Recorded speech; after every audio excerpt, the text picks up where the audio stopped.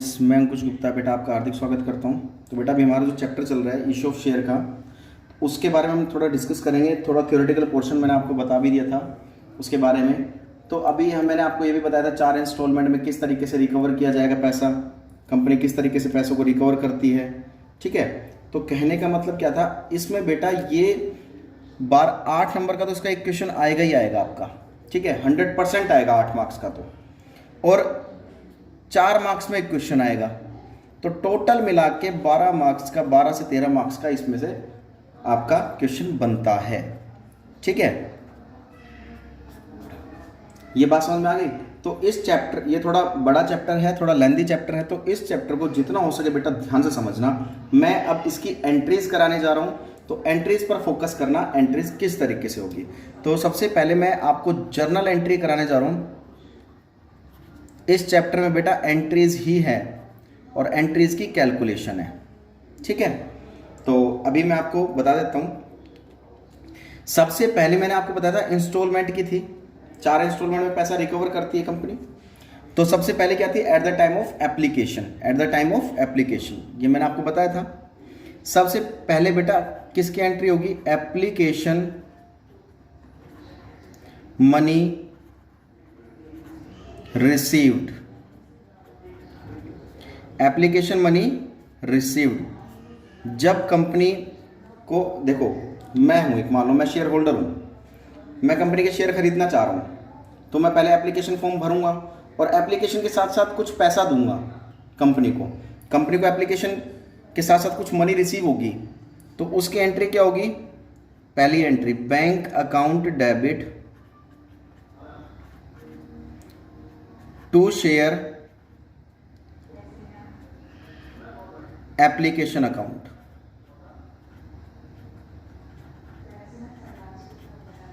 पहली एंट्री आपकी ये हो गई। अब नरेशन जब आप करेंगे तो बेटा बीइंग वर्ड यूज करके, बीइंग वर्ड यूज करके मैंने आपको +1 में भी सिखा रखा था, बीइंग वर्ड यूज करके एज इट इज ही लिख देना, बीइंग एप्लीकेशन मनी रिसीव्ड। ठीक है बेटा, उसके बाद ये इस केस में क्या हो गया, कंपनी को एप्लीकेशन मनी रिसीव होती है। सेकेंडली जब कंपनी को एप्लीकेशन मनी रिसीव हो जाती है तो बेटा वो क्या करती है, एप्लीकेशन मनी को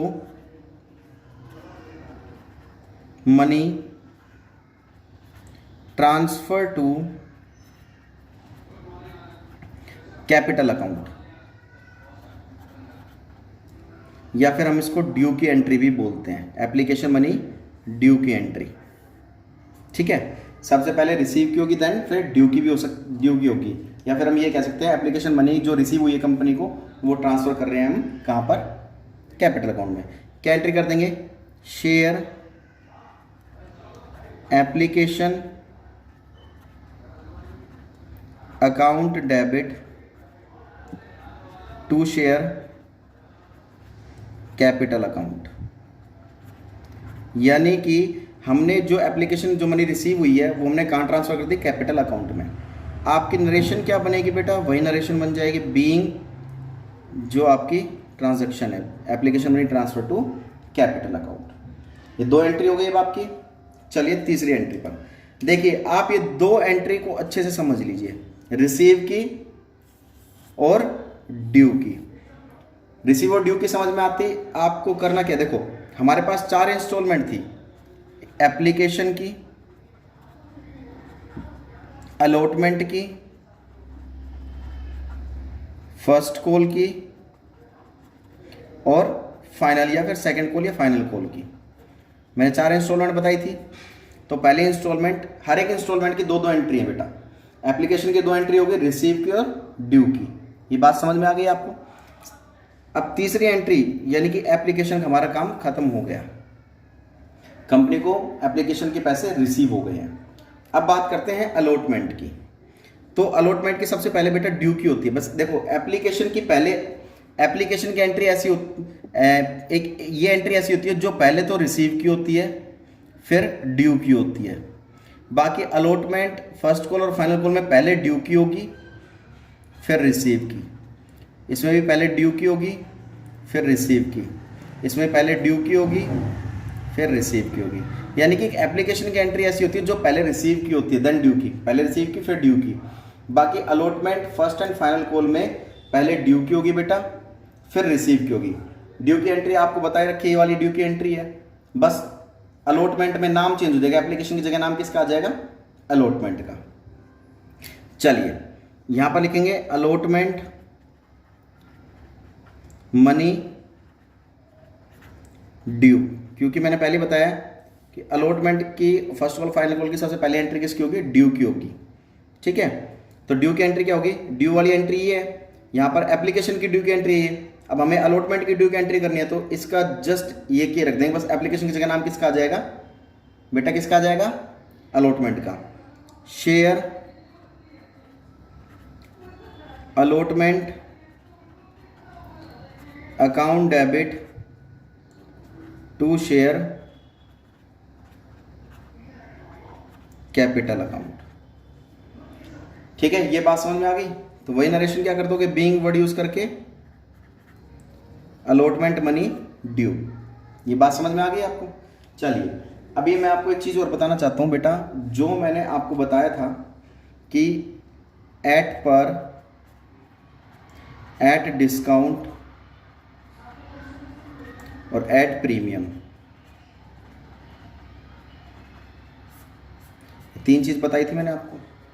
अगर मान लीजिए किसी शेयर की फेस वैल्यू 100 रुपये है, 100 रुपये फेस वैल्यू किसी शेयर की,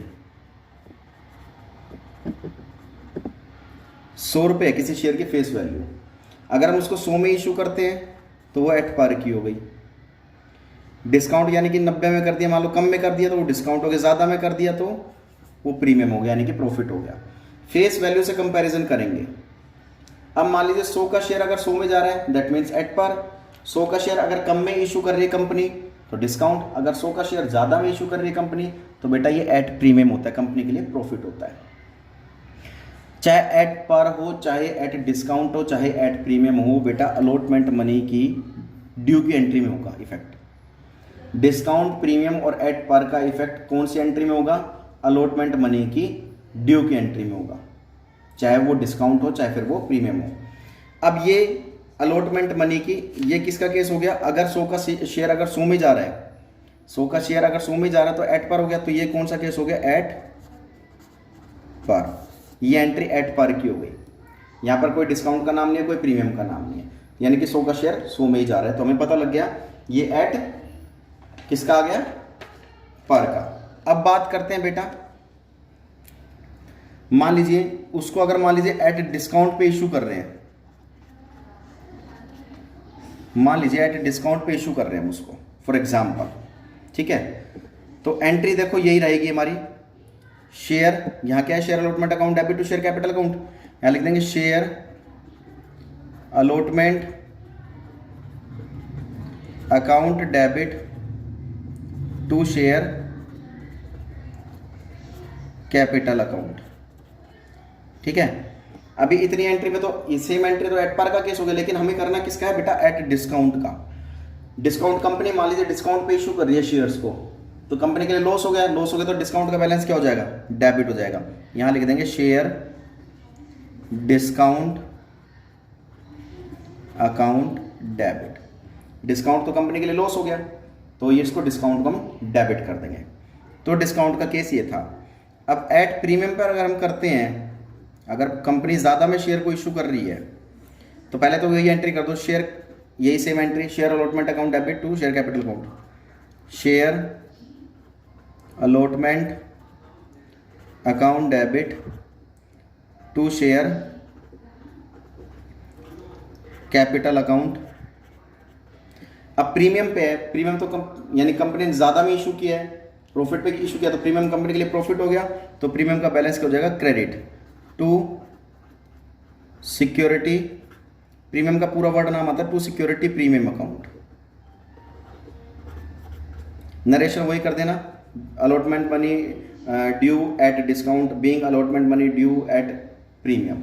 हमेशा ध्यान रखना कि जो भी डिस्काउंट होगा या प्रीमियम पे इशू किए जा रहे हैं अगर शेयर, तो वो अलॉटमेंट मनी की ड्यू की एंट्री में होगी। ये अलॉटमेंट मनी की बेटा ड्यू की एंट्री है।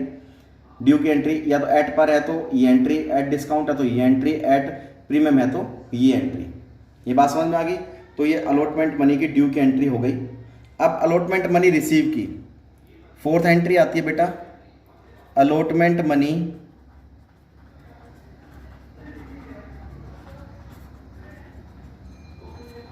मैंने आपको बताया था पहले अलॉटमेंट की पहले ड्यू की हो गई, ये ड्यू की कर दी हमने। अब रिसीव की करेंगे, अलॉटमेंट मनी रिसीव की, तो रिसीव आ गया। तो रिसीव की वही एंट्री कर देंगे। देखो एप्लीकेशन की रिसीव की एंट्री क्या थी, bank account debit to share application, तो बस अलॉटमेंट रिसीव की हम क्या कर देंगे, नाम चेंज कर देंगे, एंट्री एज इट इज रख देंगे, bank account debit to share allotment account. तो यहाँ पे लिख देंगे बैंक